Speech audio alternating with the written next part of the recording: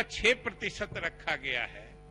बिहार में शिक्षा पर खर्च का वो जीडीपी का 6% लगभग आज ही हम प्राप्त कर चुके हैं और आज ही हम उस स्थिति में महोदय पहुंच गए हैं जो नई शिक्षा नीति में लक्ष्य रखा गया है। महोदय, इसलिए मैं सिर्फ ये कहना चाह रहा था कि हम लोग तो, हमारी सरकार शिक्षा को पहली अहमियत देके अपने सारे बच्चों को शिक्षित करके पूरे प्रदेश और देश स्तर के स्पर्धा में हम अपने बच्चों को आगे देखना चाहते हैं। इसीलिए शिक्षा के क्षेत्र में हम इतना काम कर रहे हैं। महोदय, आज एक सुखद संयोग भी है कि आज 3 मार्च का दिन है।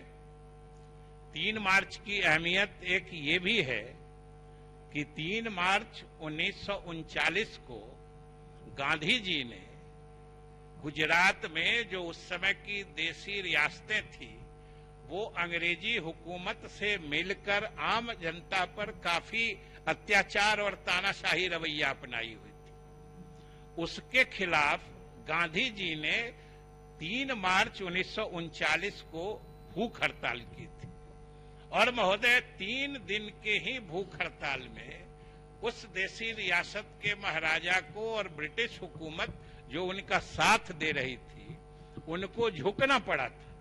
तो आज का दिन तो सीधे गांधी जी से जुड़ा हुआ दिन है। और महोदय, आज हम जब गांधी जी को याद करते हैं 3 मार्च को, तो हमें इस बात का भी एहसास हो रहा है कि जो जितने भी आधुनिक विचारक हैं, आज दुनिया के जितने भी आधुनिक विचारक चिंतक जितने भी हुए हैं, शिक्षा के महत्व को या शिक्षा को जितने व्यवहारिक रूप से महात्मा गांधी ने परिभाषित किया है महोदय, उतनी व्यवहारिक परिभाषा शायद ही किसी ने शिक्षा की दी है। क्योंकि गांधी जी शिक्षा और साक्षरता में फर्क मानते थे। उनके हिसाब से साक्षरता शिक्षा नहीं होती है। साक्षरता में सिर्फ अक्षर ज्ञान होता है, लेकिन शिक्षा को उन्होंने एक बड़े पैमाने पर परिभाषित किया था और उनका कहना था कि शिक्षा का लक्ष्य होता है किसी भी व्यक्ति या छात्र के शारीरिक, बौद्धिक और आध्यात्मिक तीनों क्षेत्र में जो उसके अंदर की क्षमता है, उसके सर्वोत्तम विकास के लिए जो वातावरण या ऐसी चीज दी जाती है, वही शिक्षा हो सकती है। इसलिए आज हम गांधी जी को जब याद करते हैं महोदय, तो स्वाभाविक रूप से शिक्षा को तो और हम आगे बढ़ाना चाहते हैं। और महोदय, शिक्षा के बारे में गांधी जी की क्या सोच थी और कितना फर्क करते थे शिक्षा और साक्षरता में, और बिना नैतिक शिक्षा के शिक्षा का क्या हश्र होता है, गांधी जी के विचार इन 4-5 शब्दों में महोदय इस विधानसभा की दीवारों पर अंकित। और हम धन्यवाद देते हैं और आभार प्रकट करते हैं माननीय मुख्यमंत्री जी का कि जिन्होंने गांधी जी के 7 सामाजिक पाप जो है महोदय, उसको इन्होंने विधानसभा के अंदर लिखवाया है। विधानसभा ही नहीं, चारों तरफ सभी सरकारी संस्थानों में और सभी सरकारी इमारतों पर इस बात का जिक्र है और यह बात लिखा गया है। उसमें महोदय देखिए कि 7 सामाजिक पाप जो हैं, उसके ठीक बीच में मध्य में चरित्र के बिना ज्ञान है। मतलब अगर आप ज्ञान अर्जित करते हैं, अगर आप विद्या अर्जित करते हैं और वो बिना चरित्र के है, तो समझिए उस ज्ञान के मिसयूज होने या गलत दिशा में बहकने की संभावना बनी रहती है। इसीलिए गांधी ने कहा था कि शिक्षा को हम सिर्फ साक्षरता, अक्षर ज्ञान या दूसरे चीजों तक सीमित नहीं कर सकते। जब तक हम नैतिक रूप से भी हम आगे नहीं बढ़ेंगे, तब तक शिक्षा को सही दिशा में, सकारात्मक दिशा में हम आगे नहीं बढ़ा सकते। और जब गांधी जी की बात महोदय हमें स्मरण करनी है, तो गांधी जी की वह उक्ति भी हमें याद हो आती है कि गांधी जी ने कहा था कि बच्चों को प्रारंभिक शिक्षा मातृभाषा में ही देनी चाहिए। मातृभाषा की जगह दूसरी कोई भाषा नहीं ले सकती। और महोदय, संयोग से कल ही, आज 3 मार्च है, कल 4 मार्च को जो महान लेखक और बिहार के महान सपूत श्री फणीश्वर नाथ रेणु जी का भी जन्म दिवस है। और ये कोई सामान्य जन्म दिवस नहीं है, उनका शताब्दी जन्म दिवस है, शताब्दी जयंती है 4 जनवरी को। और महोदय, उन्होंने भी जो उनकी कालजयी रचनाएं हैं, 4 जनवरी है, 4 मार्च, वही महोदय कल की बात हम कर रहे हैं। आज 3 मार्च को हम लोग बात कर रहे हैं। 4 मार्च को फणीश्वर नाथ रेणु जी का शताब्दी जयंती है। और फणीश्वर नाथ रेणु जी की जितनी भी कालजयी रचनाएं हैं महोदय, वह भी जो मातृभाषा है या आंचलिक भाषाओं के विकास या उसकी भाषा, उसके शब्दावली, उसके मुहावरे, उसकी लोकोक्ति, उन सब को शामिल करते हुए उनकी जो रचनाएं हैं आज भी सब लोगों को प्रभावित करती है महोदय। इसीलिए माननीय मुख्यमंत्री जी के नेतृत्व में इस सरकार ने फैसला लिया है कि गांधी जी को याद करने का और फणीश्वर नाथ रेणु जी के प्रति श्रद्धांजलि अर्पित करने का ये फैसला है कि महोदय हम लोग यह सरकार आने वाले समय में प्रारंभिक विद्यालयों में शिक्षा का माध्यम, जो मीडियम ऑफ इंस्ट्रक्शन कहते हैं, वो हम लोग जो क्षेत्रीय भाषाएं हैं, चाहे भोजपुरी है, मगही है, मैथिली है, जो भी है, प्रारंभिक शिक्षा हम लोग उसकी भाषा, उस जो स्थानीय भाषा है, हम उसके माध्यम से कराएंगे। यह सरकार ने महोदय फैसला लिया है कि हम गांधी जी से लेके उनको इसी तरीके से श्रद्धांजलि अर्पित करना चाहते हैं कि सब लोग समझते हैं। और बच्चों में जो उनमें कंसेप्चुअलाइजेशन का जो फेज होता है, जो उनके मातृभाषा में उनको समझाया जाएगा, वो दूसरी भाषा में नहीं समझ सकते हैं। इसलिए उनको सहज रूप से सभी चीज का ज्ञान उनके अंदर स्थापित करने के लिए महोदय सरकार ने गांधी जी के आदर्शों को और रेणु जी की जो दिशा थी लिखने पढ़ने की, उसको सम्मानित प्रतिष्ठित करने के लिए हम लोग अब प्रारंभिक विद्यालयों में शिक्षा का माध्यम यानी मीडियम ऑफ इंस्ट्रक्शन, जो स्थानीय भाषा है, मैथिली है, भोजपुरी है या मगही है, उसी भाषा को हम लोग महोदय अपनाएंगे। महोदय, हम अब शिक्षा विभाग की तरफ से महोदय अभी हम लोग पिछले लगभग साल भर से कोरोना बीमारी से हम सब लोग जूझते रहे हैं। उर्दू महोदय, महबूब आलम जी पता नहीं किस मानसिकता से उर्दू को इतना पीछे बैठा रहे हैं। अरे उर्दू तो कहाँ की कहाँ पहुंच चुकी है, द्वितीय राजभाषा है। आपके जहन में नहीं है क्या? बिहार से वो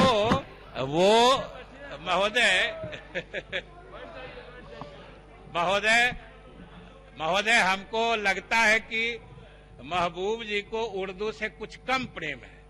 ये उसको द्वितीय राजभाषा से उतार के क्षेत्रीय आंचलिक भाषा में पहुंचा देना चाहते हैं। अरे क्यों ऐसा करना चाहते? उर्दू से अब क्या आपको खी से नफरत है भाई? इसलिए ये ऐसा मत करिए महोदय। पूरा सदन और हमारे सभी माननीय सदस्य इस बात से अवगत हैं कि इस कोरोना के दौर में पिछले लगभग 1 साल से हमें मजबूरन सभी शिक्षण संस्थाओं को बंद करना पड़ा था। अब धीरे धीरे जब परिस्थितियां सामान्य हो रही है तो हमने क्रमवार तरीके से, जैसे हमने 4 जनवरी से जो हमारे माध्यमिक विद्यालय थे और उच्च माध्यमिक जो हमारे हायर स्टडीज के जो केंद्र थे, यूनिवर्सिटीज थे, हमने उनको खोला। फिर जिस पर हम आपको कहे थे कि भाई सरकार जितना प्रयास और हम आपको बताए थे। देखिए अब देखिए,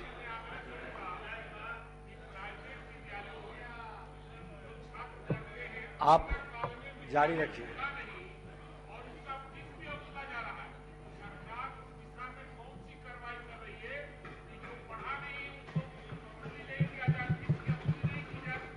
माननीय मंत्री जी। महोदय, अभी मैं कह रहा था कि अब जो विद्यालय खुले हैं और अब जो हम शिक्षा में सुधार की तरफ बढ़ रहे हैं, उसमें हमारा मुख्य बिंदु है लर्निंग आउटकम पर कि इतनी सारी व्यवस्था हम लोग कर रहे हैं, खाना दे रहे हैं, पोशाक दे रहे हैं, साइकिल दे रहे हैं, सब कुछ दे रहे हैं। और उस हिसाब से हमारा लर्निंग आउटकम क्या हो रहा है, हमारे बच्चे क्या सीख रहे हैं, क्या पढ़ रहे हैं, हम उसका भी सत्यापन करना चाहते हैं। और अरे उसी की माननीय सदस्य, जो प्रश्न पूर्व में आ चुके हैं उस पर जवाब भी आ चुका है, उसको दोहराना इस समय उचित नहीं है। आप बैठ जाइए, बैठ जाइए माननीय मंत्री जी। महोदय जैसा कि हमने कहा, जैसा कि हमने महोदय कहा कि हम अब शिक्षा पर ध्यान दे रहे हैं, जो वास्तविक शिक्षा है। और यह सरकार मानती है कि शिक्षा व्यवस्था के केंद्र में शिक्षक होते हैं। और हमने सरकार की तरफ से शिक्षकों को भी हम कहना चाहते हैं कि सरकार उनकी समस्याओं को देखेगी, लेकिन हमारे शिक्षक भी शिक्षा की समस्या को देखें।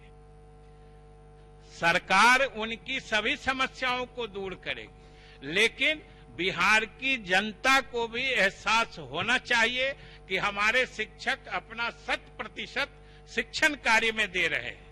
और अगर महोदय हमारे शिक्षक, सरकार का मानना है कि अगर हमारे शिक्षक अपना 100% शिक्षण कार्य में देंगे, अपना 100% शिक्षण कार्य में देंगे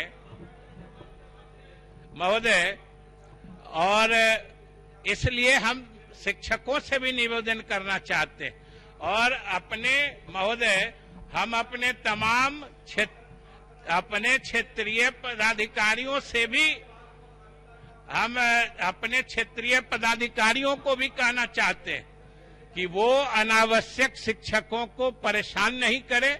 शिक्षकों का जो ड्यू है, उनका जो वाजिब हक है, उसके लिए उनको परेशान नहीं किया जाए।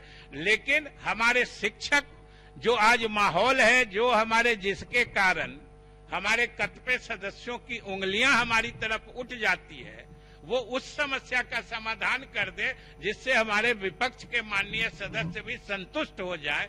हम अपने शिक्षकों से भी अपील करना चाहते हैं महोदय। और महोदय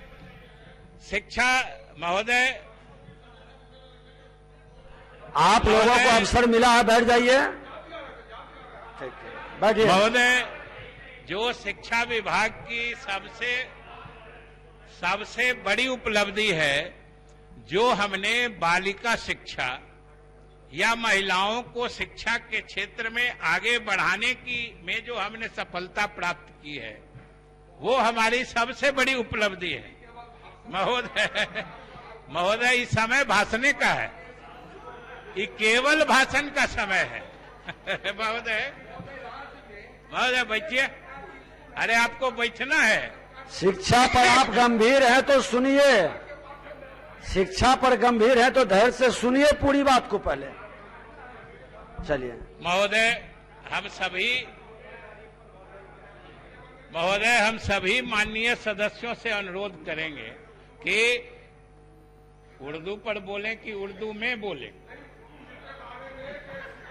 जो कहिए। अभी बैठ जाइए, ईमान जी बैठ जाइए। माननीय मंत्री, हम अब ये उचित नहीं, आपको अवसर मिला था, बैठिए अभी। चलिए महोदय, हम सभी माननीय सदस्यों से अनुरोध करते हैं कि जो महिला शिक्षा या बालिकाओं की शिक्षा के संबंध में हमने सरकार की उपलब्धियों की जो चर्चा की है, हमने जो ये पुस्तिका आपको आज दी है, उसके कवर पृष्ठ पर और बैक पृष्ठ पर ये जो दो तस्वीर छपी है, उसको जरूर गौर से देखिए, जरूर गौर से देखिए कि पहले पृष्ठ पर महोदय जो तस्वीर छपी है, आपके पास भी है अध्यक्ष महोदय, आप भी उलट के देख लीजिए कि जो पहले पृष्ठ पर तस्वीर है महोदय, वो जो लड़कियों को, आखिर महोदय हम बिहार वासी हैं। जब बिहार की बच्चियां, जो बच्चियां अभी कुछ दिन पहले तक, कुछ वर्ष पहले तक घर में ऐसी स्थिति होती थी कि उसके सारे अरमान, उसकी सारी प्रतिभा, उसकी सारी योग्यता सामाजिक बंधनों में वहीं दब के घुट के रह जाती थी, और आज उसको आगे बढ़ने का मौका मिला है। इसलिए महोदय हमने फ्रंट पेज पर डाला है और संक्षिप्त कर लें। और महोदय, आपके बात का तो अभी हम आ ही रहे थे पेपर लीक वाला पर। अब संक्षिप्त कर लें। उसका तो कोई समस्या हल होगा ही नहीं। समस्या नहीं। अब समाप्त हुआ क्या समाप्त कर दें महोदय? इसलिए अभी तो बहुत सारी बातें हैं, जो बची हुई चीज है वो हम रख देते हैं। इसको